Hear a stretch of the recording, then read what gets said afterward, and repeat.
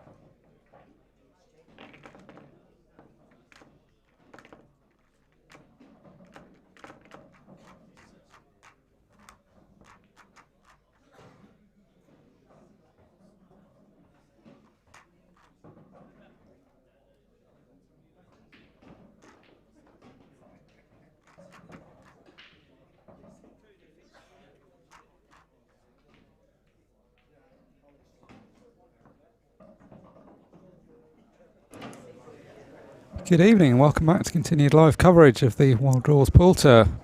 Up next, the last 1-2-8 match between Josh Kane and Dom Cooney.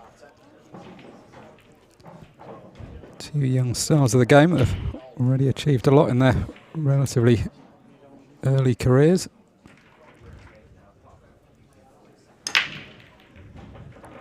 Josh Kane has won the lag and will get us underway in frame one. We've already seen a few good matches on the stream table today. Lots of eye-catching draws, even at the early stages. These two have both gone deep into big events. Dom Cooney, of course, World Championship runner-up.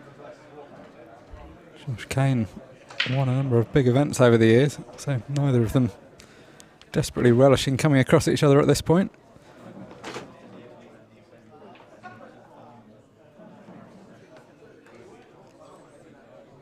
Paul reminding me that Josh Kane got to the final of the last event here, so the form player, building on some big tournaments in the past, 2017 World Masters champion.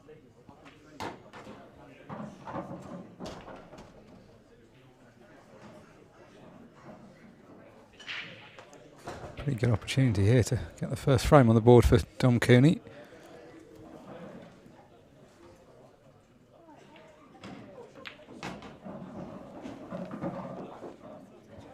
Yellow nearest the middle pocket, probably too tight to pop into the middle, so he's going to look to get behind it and play it down the line, you would imagine.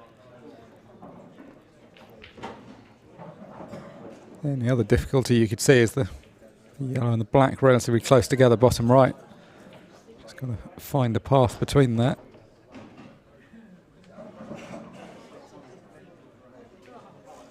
It's landed pretty well on it now, so deciding to wisely move that yellow. Sometimes you kind of want to leave the last ball near the black, but that was one of those occasions where it would be quite hard to get straight from the yellow to the black, so sensibly getting it out of the way earlier on. It's also left this linking up pretty well. The most difficult ball to pot, the one below the left-hand middle pocket, you can now just drop that in down the cushion and we'll have natural position on the black.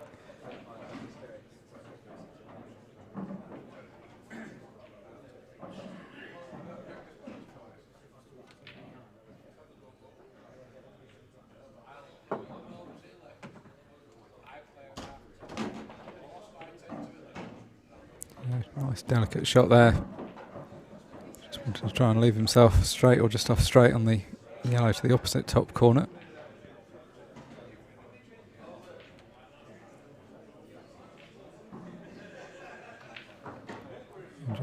Josh Kane looking on pensively at the moment.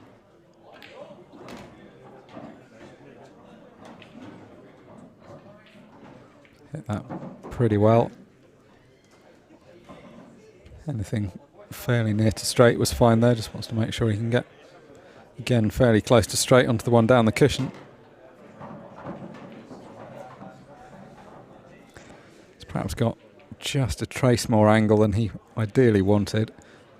If he was right behind this, it would make the pot pretty much unmissable. He's got to be a bit careful with this because the white's naturally coming on and off the cushion. Doesn't want to end up sort of high back in the area that he is now. Obviously needs to find the gap to the 8 ball that's being somewhat guarded by the 3 reds around it.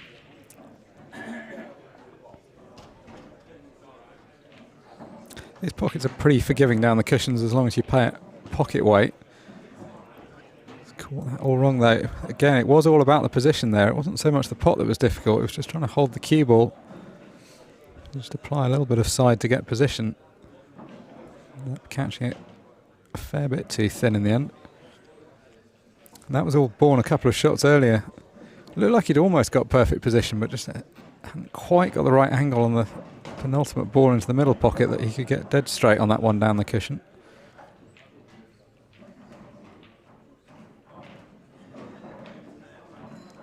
And these are exactly the opportunities that everyone loves. Opponent pots all the balls, leaves you nicely in.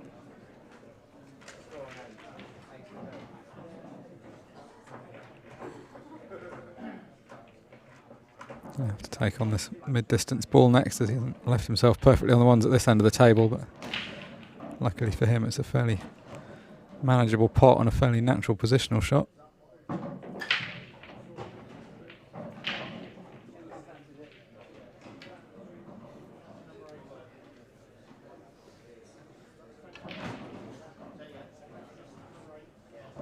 The first day of 3 days of live coverage we'll be bringing over the weekend.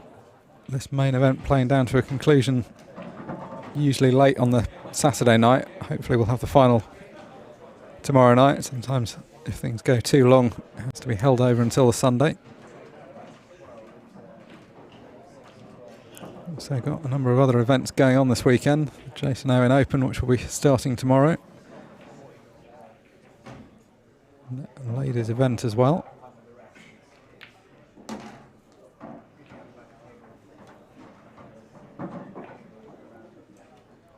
This is very much the one everyone's concerned with though, the main event. Solid best of 13 matches all the way through to the semi-finals, and best of 15 for the semi and final. Although it has to be said, despite being what you'd normally say was quite a big distance, best of 13, at this kind of standard it can actually go by pretty quickly. The top players get in just trading clearances from the break, and often it's just a break of serve that can be the difference in a match. In this frame though, Dom Cooney has been in, so he has had an opportunity. Missed a somewhat tricky ball down the cushion, and let Josh Kane in for that clearance. He now leads by 1 frame to 0. John Storey, John Rowe, John Storey, John Rowe, table 8.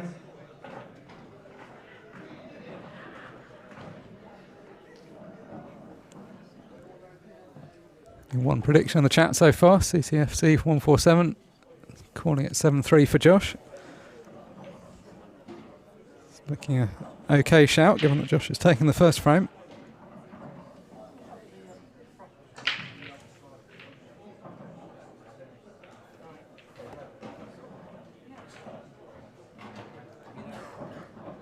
Although it was Dom that was in first with the opportunity there, it was off Josh's break, so still going with serve at the moment. It's Tom Cooney that steps up to break in frame 2.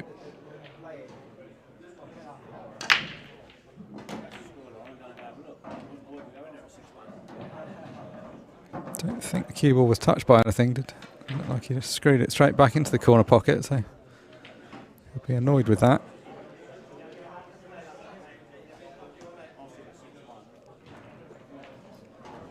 Not a great split. There's quite a lot of traffic the bottom of the table, although it's one of those positions where things could open up pretty quickly. You'd think the yellows would be the easier option. The two on the right hand side look like they do pot. One nearest the cushion certainly goes in direct, the other one may go in direct or off the red. That could be used to open the red up if need be. Need to open the pocket up if need be.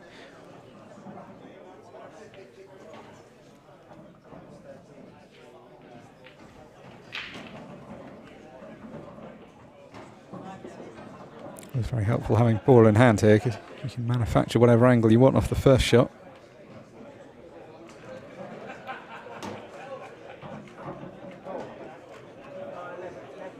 So no surprise at all that he's gone for the yellow balls. Just looking at how he might open this pocket up. Could do it off this shot.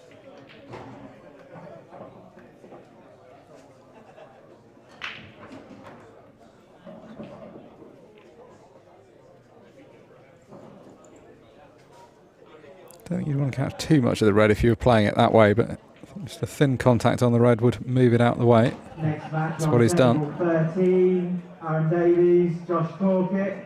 Aaron Davies, Josh So just going down to check that the 13. black still went. He's clearly opened the pocket up for the yellow, and he did the other thing which was important there, which was to get the white through. That wasn't really the natural angle for where the white was going to end up, so had to force that through the gap to make sure he was on for this. Yellow into the bottom right next.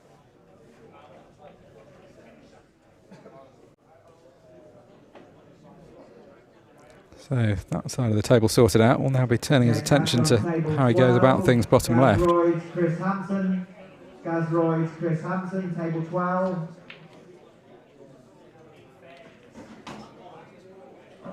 And in fact, those balls planted direct. It was hard to see if the second one went past the red, but that's pretty much perfect now.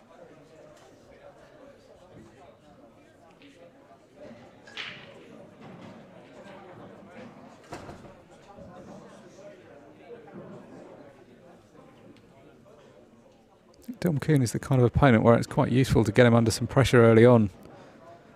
It can settle down into quite a devastating routine once he gets into it, but I've seen in a few matches in the past, once he goes a few behind, it's not quite the player he was when he's ahead. Not that that's exactly unusual, a lot of people have that characteristic, but somebody that probably is susceptible to being put under a bit of pressure. So Josh knows if he can clear up here, it'll then be his break in frame 3.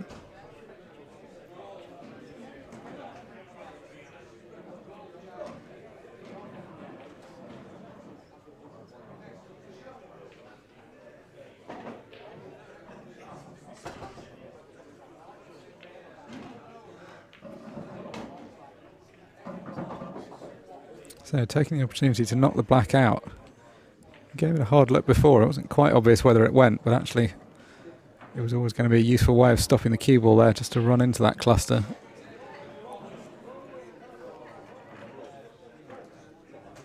So now things nicely open.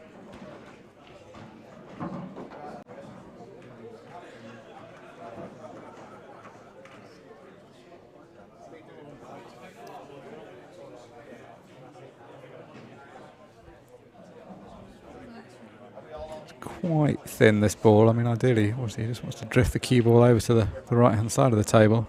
I think he can just hold it naturally. Yeah, no trouble in the end.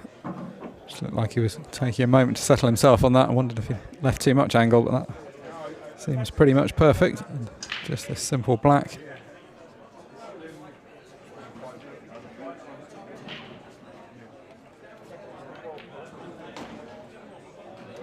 This is the first of the third round matches being played, so this will be the last match for whoever wins tonight. They'll be through to the last 32, which starts at 9 o'clock tomorrow morning.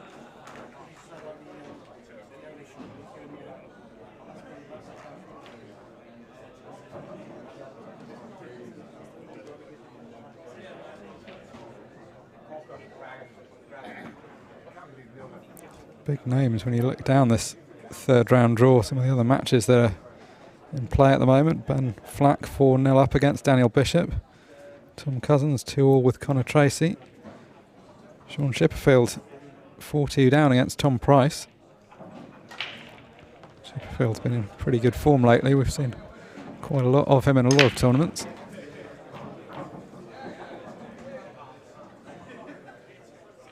So big powerful break there from Josh Kane. Only one ball finding a pocket, but that'll do him.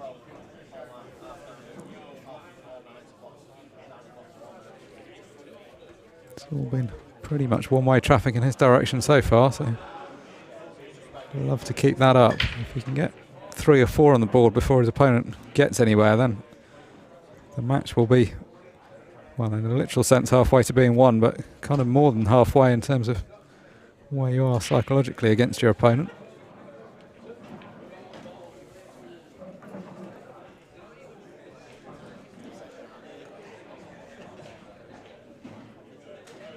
Not a bad split here, although the white's kind of stuck a little bit off to the side.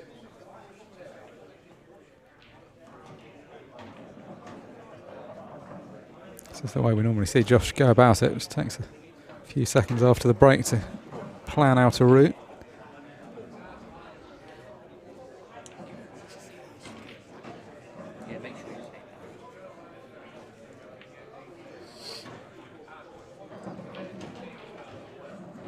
The red that looks a little bit tricky is the one just immediately above the yellow next to the black.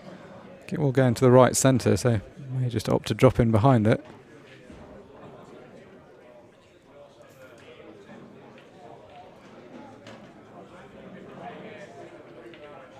Ones at the top of the table certainly aren't going to be an issue. These 3 all straightforward pots. It's just working out the last couple of balls onto the black.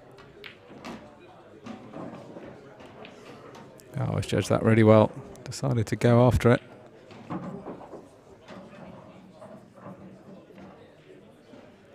Really well judged Cannon, not just getting the ball right to split out the red and the yellow, but also knowing that he had this ball over the right hand centre, so just needed to play it at a kind of natural weight, and that ball was going to be there for him.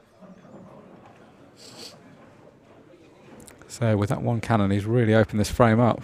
Take the 2 at the top of the table now, and then the ball bottom left will be his last ball to get onto the 8 ball.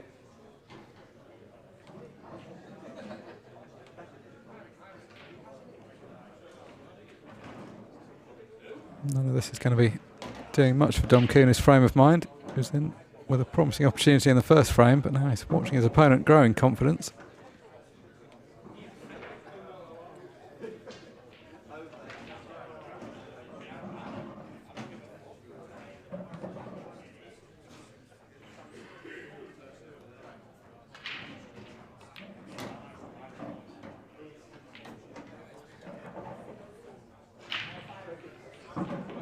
For a moment he thought he'd overhit that, but I think the cue ball has just pulled up in time.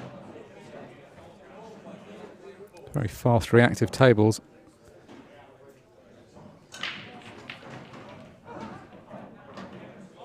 It's the kind of tables you want to play on though. You can play the full range of shots. What about just stroking the ball in? It can naturally get so much spin if you cue it right. So the one-way traffic continues. Josh Kane now leads by 3 frames to 0. Nick Finn steps back into the commentary box. Hello, Mark. I was just looking through the draw. I'm always interested at this time of the weekend. We're down to 64 players just to see how that draw's starting to shape up. And there's a really interesting game coming up between Jack Whelan and Liam White. Liam White's not dropped the frame yet in his route through to round 3. 2 7-0 victories already, one against Luke Gilbert, the other against Kev Sutton. So that should be an interesting game. Yeah, it's quite something, isn't it? Winning 7-0 at this level, and especially against those kind of opponents. They're not people who are just giving you the match. Yeah, there's another one to pick out there as well. Arfan Dad playing Steve Petty. Arfan obviously defending his title. He's going to come up against Steve Petty, who's another formidable opponent. A couple of interesting games coming up there. Watch the scores with interest. Yeah, who can forget that performance a couple of tours ago in London from Jack Whelan when he did that most unlikely of doubles. Yes, indeed. Clearly, I think, was it 8-0 in the final in the end, the main event? Yeah.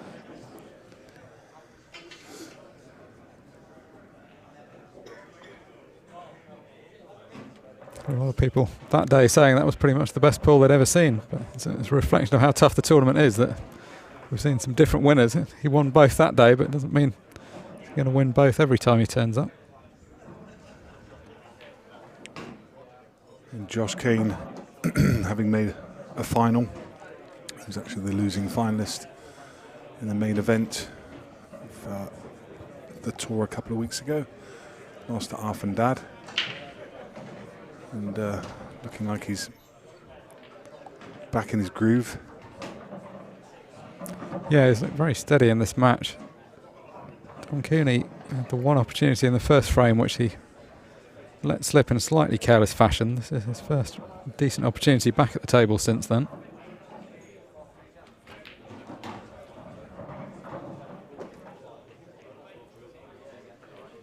That's looking pretty good. He's dropped on probably the most difficult ball. Got a natural ball in the middle of the table to connect him down to these ones at the bottom. Yeah, these finishes when one ball connects to the next. And should be fairly simple because you can just drop this into right centre, leave the ball down the cushion. And the black is waiting for the left middle. Yeah, he's landed better on this. It was an almost identical shot down the left-hand side cushion that cost him the first frame. That occasion he left himself too much angle. This time he's dead straight in a way that makes the pot almost unmissable. Nigel McDonald just asking, was it 8-1 versus Clint, that Jack Whelan win? No, it was actually 8-0.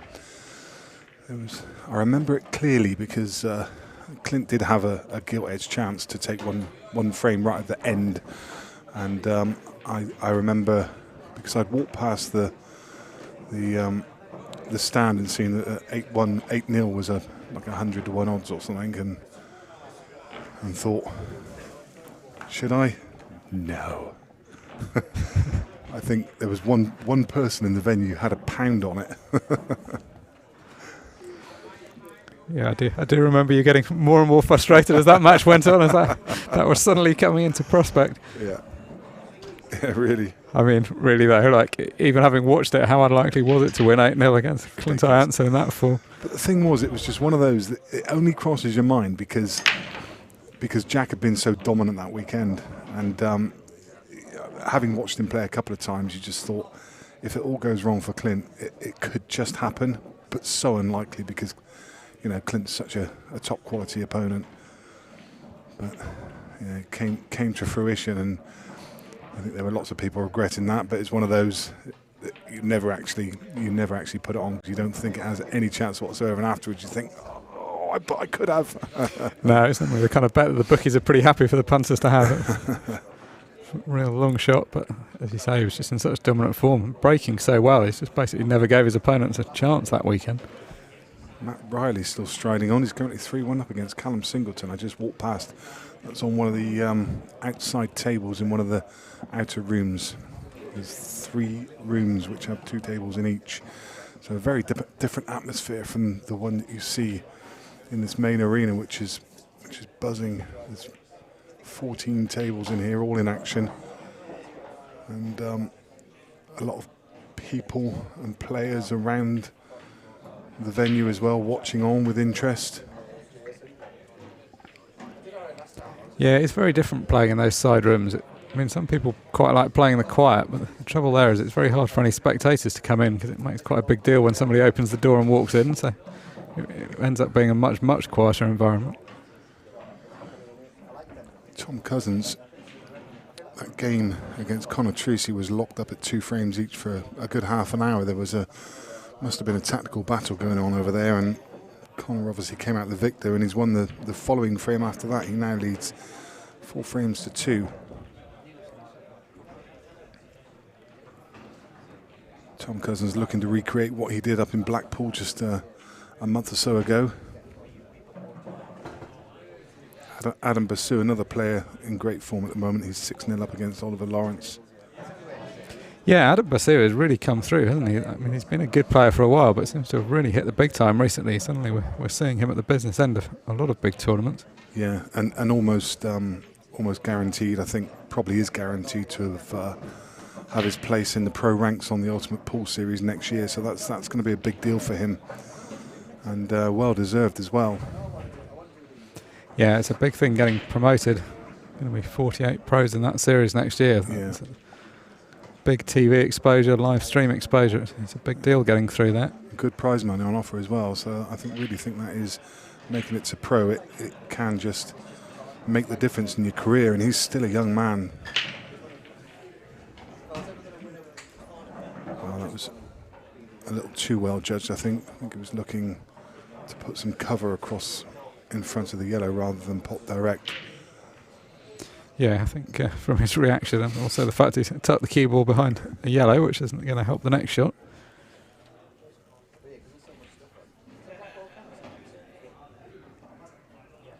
Dylan Leary's another Ultimate Pool professional who just seems to be coming into a spot of form at the moment.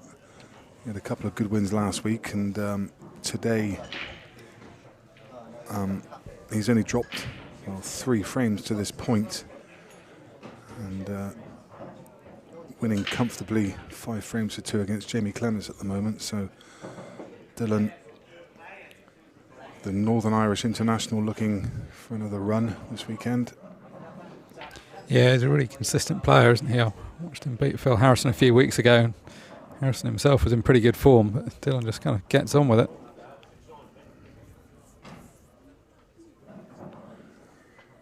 John Rowe against Sean Story. That's another game that Sean Story, right off the back of a win last weekend, he'll still be on a high. Yeah, he's another guy that's gone from being a sort of contender to suddenly a serial winner or a serial finalist in a lot of big tournaments.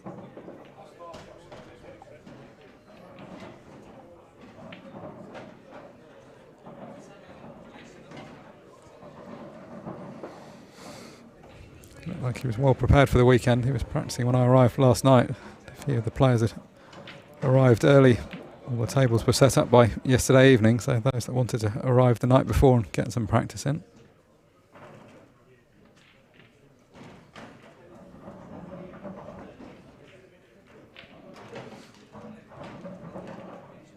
I think that's just gone wrong for Josh. I think he was just trying to push the yellow on top of the 2 reds on the left side cushion, but he's pushed it down towards the pocket, and half a chance for Dom. Yeah, it's a difficult chance, but he'll be happy to be back at the table.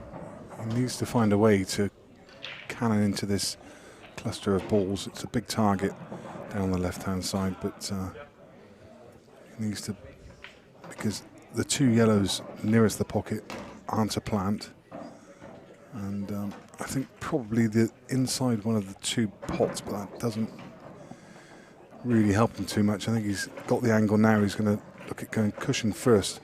So 4 ball contact into the red pushes the yellow down on top of the outside of the 2 yellows. If he catches it right, this could go really nicely. You can't see too much going wrong with this. Just about the connection. Not what he planned, I don't think. Puts his hand up. Yeah, the fact that this yellow goes presumably from the way he's apologising to the opposite corner has retrieved what could have been quite a tricky situation otherwise. It was tricky that because, as you say, it was a sort of natural angle coming off the cushion, but the white was always going to get kind of wedged in that corner, so be relieved that he has still got a pot.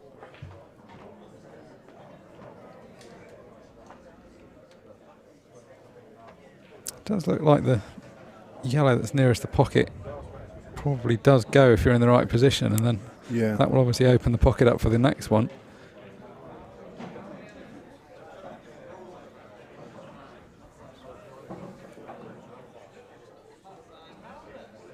Depends how much angle he's got on this. If this is dead straight, it'll be quite easy to control the white, but if he's got an angle for taking the cue ball up the table, maybe further away from his next shot.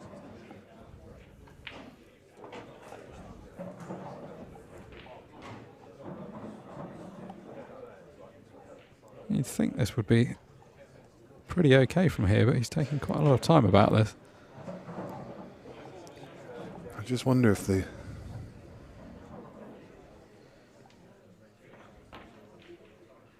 I was going to say, I just wondered if he had a whole pocket to aim at, which maybe, because I think he would have liked to have just dropped it in, but he needed to hold the cue ball. And also, it's one of those shots when they're that close together, you can't really play it with any kind of top spin anyway, because firstly the top spin won't take and you're in much greater danger of a double hit as well. So he jacked up and cued down on it. I think it made the pot just that much more difficult. Yeah, I think he did the right thing, tried to put a positive hit on it, but did miss it by a little way. As you say, may well not have had the full pocket. I'm not sure he'd have missed it by that far if it was completely open. Sean Chipperfield, who was 4 frames to 2 down against Tom Price and looked like he was struggling a little bit in his first match as well to find a bit of form, but in a blink of an eye he's won 3 frames and he now leads 5 frames to 4. Matt Briley's now 3-1 against Cam Singleton. Sean Chipperfield's just actually won another frame, so he's on the hill against Tom Price, so he's won 4 in a row. Aaron Davis 3-0 up against Josh Corkett.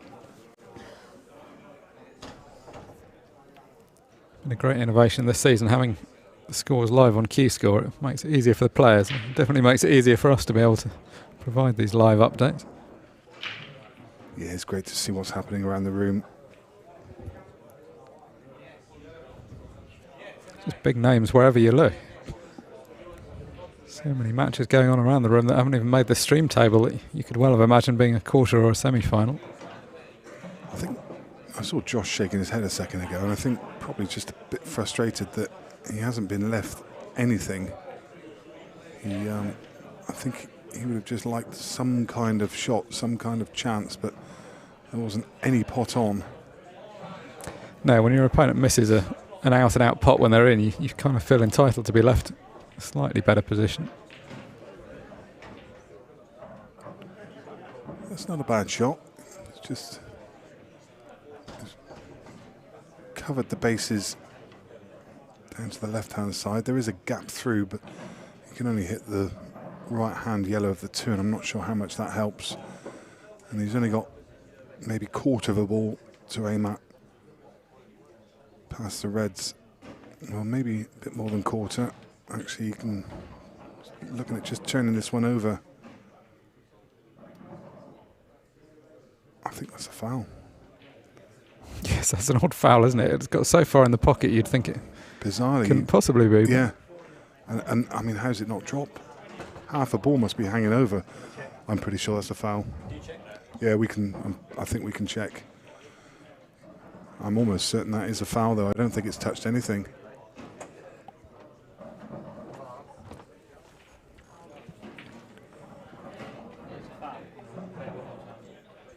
We'll just play it one more time. The tournament organiser's just going to have a close look at it, but I'm pretty sure it's a foul. Very close to just brushing that side cushion, but I think it's a foul.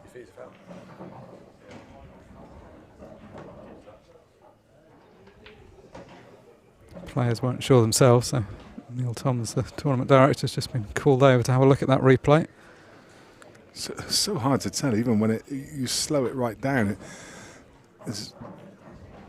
You think any kind of graze on that, yeah, is it on brushing side the cushion, jaw, is it? you would have seen it deviate slightly, and it didn't. But as I say, I mean, you mentioned there, it's so far in. How can it possibly have not hit a cushion? It's going to play the red off the back of the 2 yellows, and he needs to play it firm, bit of pace. You can see how close that is.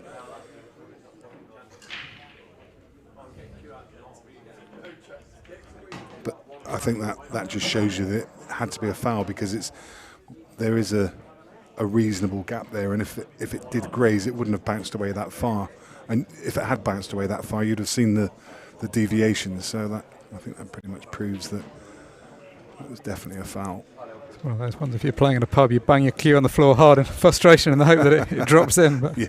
you can't very well do that when everyone's watching. Any gust of wind would have taken it.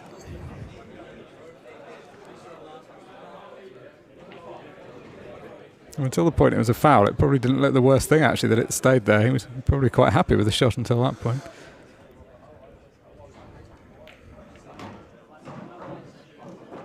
He's going to have another go at moving this right at the bottom of the table. I think he's still carrying 2, so he's not forced into trying to develop it off of the red. He can take his medicine and just... The trouble is, it's not the easiest ball to get out, is it? You almost have to attack it from below.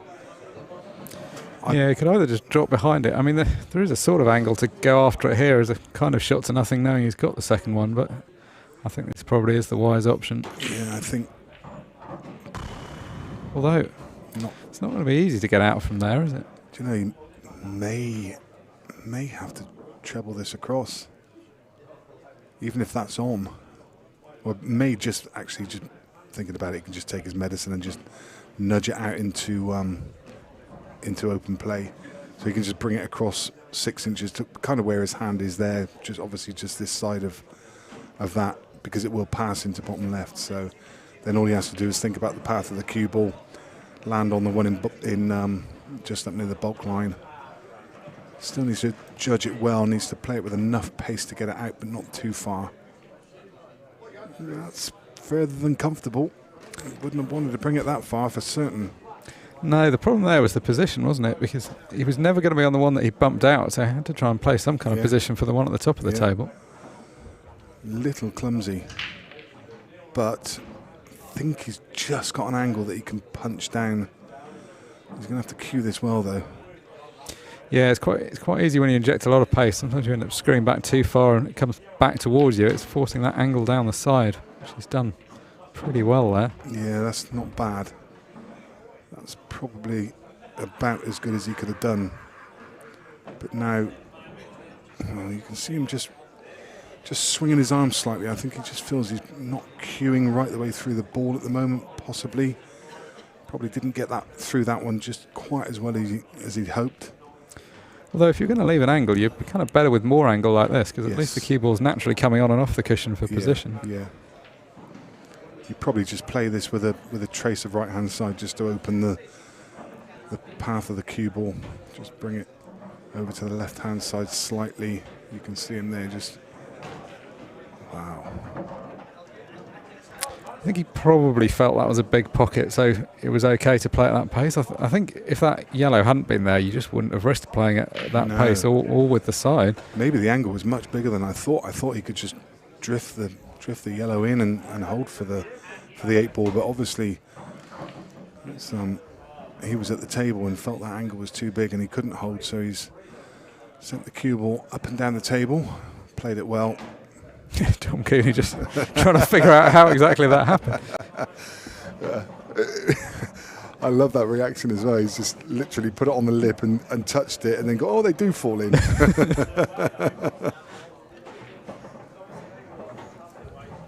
Yeah, these tables play pretty true. It's not like a club table where there might literally be a lip on the side of the pocket. I don't think there was actually any danger of that. Tom Cousins in severe risk of going out of this competition. He's 6-3 behind against Connor Tracy. Yeah, I think for him that's perhaps been his Achilles heel in recent events. It seems like if he's got deep, he's kind of played himself into form, has done well, but he's had matches I've watched quite a few early round scares. Sometimes he's won them, but he seems to have been behind quite often in the early going. You just kind of put yourself under a bit more pressure when you're constantly chasing deficits like that. Not that, obviously not suggesting he's trying to do that, but in his pomp he was kind of breezing through those early rounds.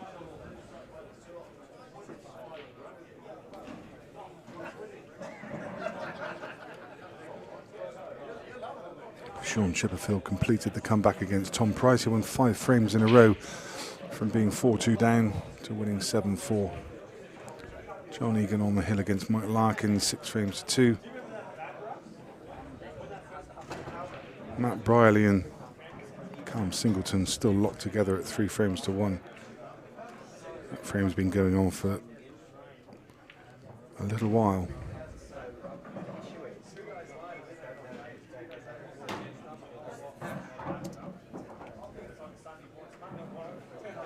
So just over halfway there.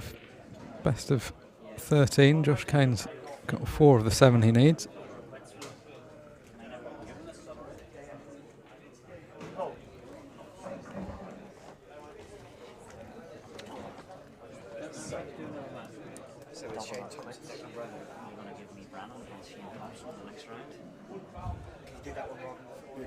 Still giving it plenty of thought, and we've seen this through most of the match. Even when he's been in on a decent opportunity, he's not taking any liberties. He's still making sure he plans his route before he goes for anything.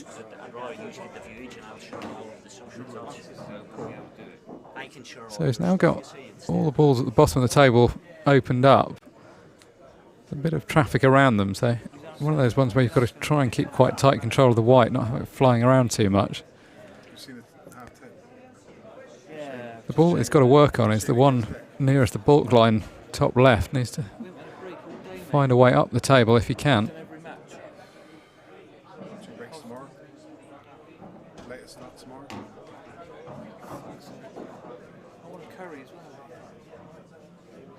He knows it, doesn't he, Georgie? It's just because I can get your stream out there on Declan's page and all, and get your viewers up for you. But it's just because I'm with an important guy up from London for the night and he needs to stay and watch the games. So it saves me. I've never seen one of these new So plastic. managed to get on the one on the left-hand side. Still not an absolute formality.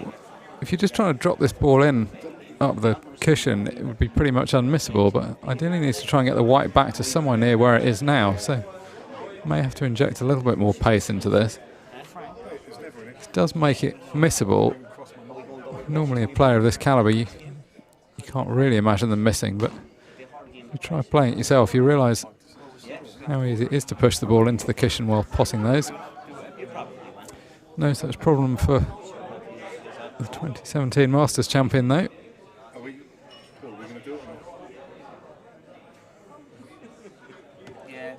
So just looking at where he'd leave the cue ball, I don't think that red goes bottom right, so looking just to roll it through, try and leave the red fairly close to straight into the middle pocket. So we're playing with quite a lot of side there, so just skid a little bit off the cushion. It can be quite hard when these cushions are new to get enough purchase. You find the spin just kind of takes effect on its own axis and the ball doesn't move very far. No problem though, it's negotiated the difficulties that he could have faced in that frame and now goes ahead by 5 frames to 1. Yeah, I'll have to apologise, just went away from commentary just for a couple of minutes. We were going to make this the last match of the day and call it a day after this one, but there is a small matter of one more game at 10:30 which has piqued our attention. Declan Brennan against Shane Thompson. So we are going to continue streaming through that 10:30 session and bring you that game. Declan Brennan versus Shane Thompson due on at 10:30. It'll be obviously on the conclusion of this game. So do please stick around for that match because, as I say, we were going to pull up stumps and call it a day after a long day. But I don't think we can. Not stream that game. It's too big a match.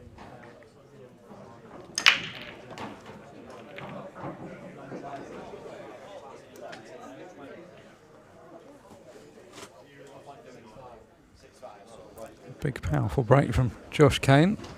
Finds a red into the pocket. Right now looking like it could be a pretty one-sided match, particularly as Josh is the man at the table. If he could get this match he'd be on the hill, only 1 frame away from victory. Just confirmation there, scrolling across the top of the screen of what Nick's just said. Declan Brennan against Shane Thompson up next. Shane Thompson has been kind of the man of the year, I guess you'd say so far. Just can't stop winning stuff right now. Yeah.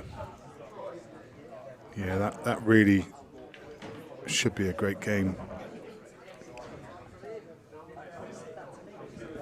Two men who are right at the top of the game at the moment.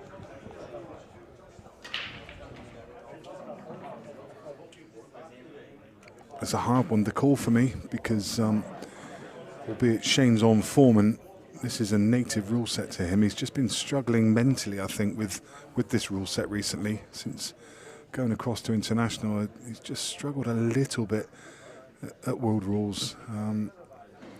Declan, obviously, this isn't particularly, maybe not quite so adept at the rules. I don't think we're going to see any particularly tactical frames. Neither player will be keen to go tactical, so that really is an intriguing game. That could be decided by the break. We've seen Shane play a couple of times in the arena and not really seem to have settled. So, no, if I was a betting man, I'm not quite sure where my money would be on that one. I'm not sure you can say if you're a betting man after just telling that story about the Jack Whelan bet last time. Well, maybe you can. You didn't put the money on, I suppose. Put it on. I do have a nice crispy new £50 note that just came my way, virtue of Mark O'Hare, who's Declan Brennan's manager, who decided foolishly to take Luke Gilbert against Liam White earlier, and Liam White won 7-0. So that was about the easiest £50 note I've ever earned. I've never had one of these new plastic ones either. First time I've seen one. Yeah, they really look like Monopoly money, don't they? Yeah, it's a collector's item, that one. Might take that home and frame it. Or I might just spend it on a curry. Well, you won't be able to now because you got another match today. That's true.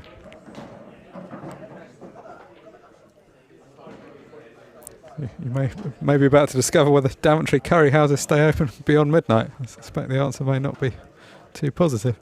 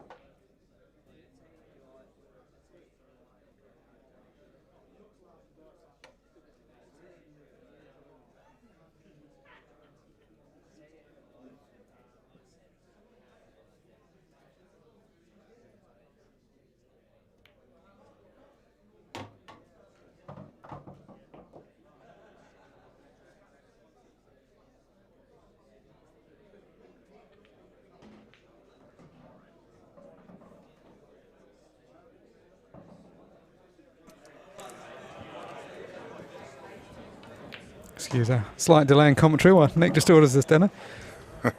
Get the priorities right. If you're going all the way through to midnight, you've got to be well fueled for it. Absolutely.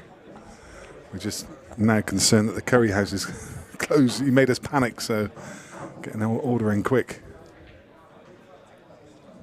I've only once been out for a curry in Daventry where we went to a curry house at about 7 o'clock at night. There were absolutely no customers there. Asked if we could have a table, assuming that wasn't going to be very difficult. They looked at us with confusion and said, I'm not sure if we've got any space, you guys will have to wait. And then left us in the lobby for about half an hour before escorting us to an empty table. I don't know if that's where you're going, but that could take you a while.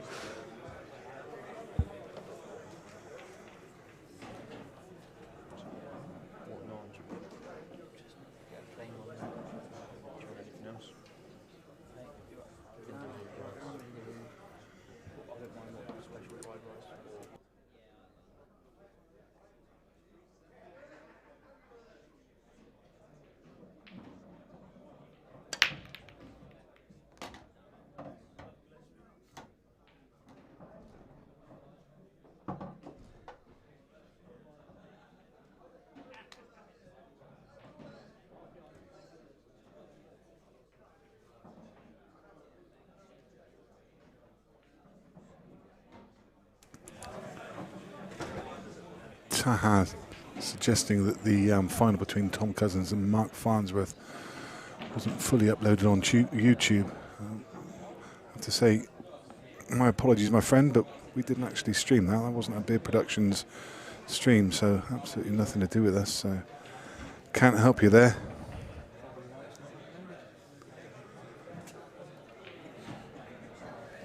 Beer Productions don't make rookie errors like that. Gotta up your game, guys. But if it's not a tournament we're covering, we've still got to get it up there. Yeah.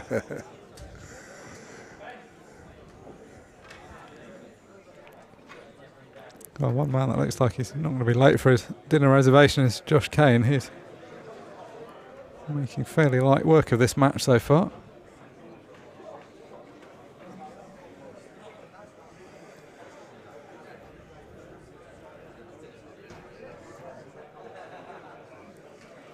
Yeah, so tell your friends the game after this one, Shane Thompson against Declan Brennan. What a matchup that's going to be. Game of the day for me, the man that's on a serious streak of form and looks like an unstoppable train. Shane Thompson, he comes up against the brick wall that's Declan Brennan. As I say, really hard game to call. Yeah, I feel like if that game had been a few months ago, you'd have had Declan as not a huge favourite, but as a fairly comfortable favourite, whereas Shane Thompson's just been in such good form lately. It would seem almost wrong to even think that he could lose a match.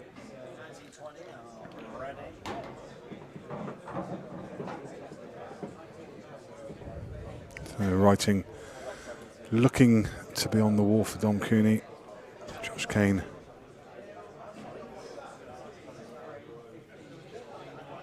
Yeah, and I think you do see this a bit from Dom. The last match of his I commentated on, he just never quite got into it.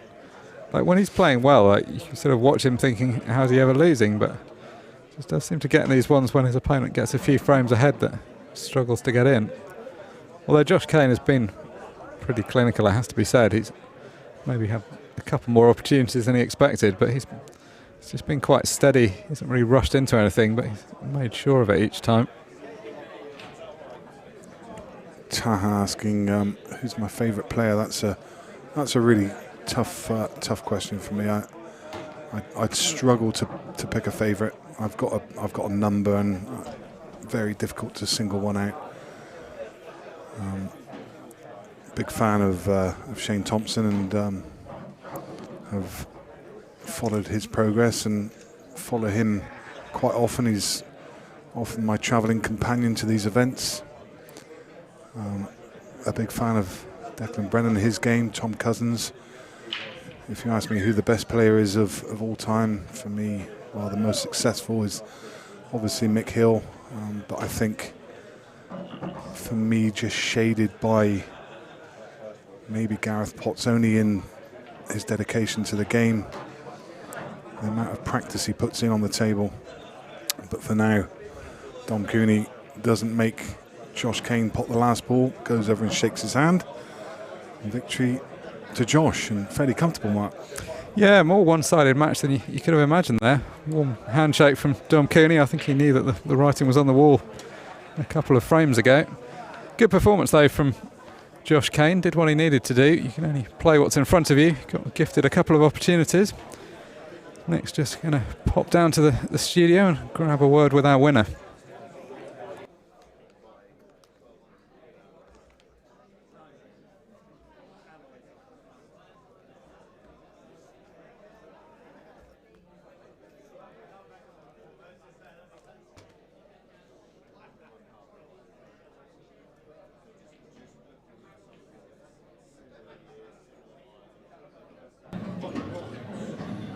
Josh, you always know what you're going to get with Dom. You know he's going to put up a hard fight, but in the end, the scoreline's a comfortable result for you. Yeah, I don't remember making a mistake in the match really. Maybe one early on, but then apart from the breaks didn't really go Dom's way. Like in that last frame, that's probably his best break of the match. Yellows are pretty much dollies, but he's not on an opening shot. He's 6-1 down. He's thought, I'll have a go at the double. It's the hardest ball on the table. Yeah, the run of the balls. I got the good breaks. Took out some good clearances though as well. Yeah. Happy with how I played there. Drop the mic up. There's a lot of noise in the room tonight, so we want everyone to hear what you're saying. Yeah, building on the final, obviously you would have been disappointed losing the final in the last. Yeah, I was gutted, but then reflecting a few days after, I was happy with how I played overall over the weekend. Just one match too far in the finals. Yeah. Final was probably my worst match of the tournament, unfortunately for me, but Arfan played solid and he probably deserved to win. Yeah. He'd been knocking on the door for a while, and I often say if you keep knocking on the door, it's going to open, and that's something you're doing at the moment. You're, another good run here into the last 32. So again, it's just keep knocking on the door, isn't it? Yeah, so that's it. Nick. Hopefully, keep up the good form and keep getting the good breaks and the rub of the greens. Yeah. As I say, you've got to take a lot of confidence from the way you're playing at the moment. Yeah, definitely. Yeah. Good to see. I'm enjoying my pool as well. So yeah. Yeah, you can see it. You can really see it. Great to see you. Cheers, Nick. Hopefully see you in the winner's circle again soon. Thanks a lot, Nick. Cheers, Josh. Cheers.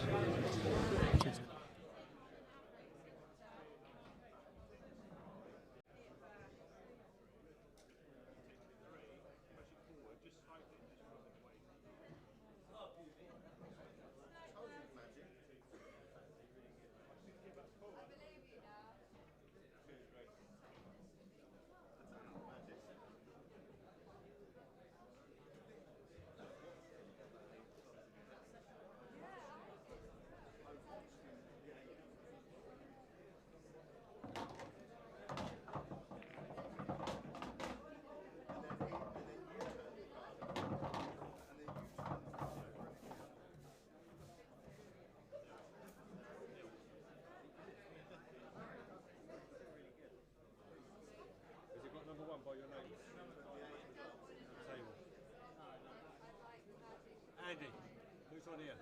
Shane.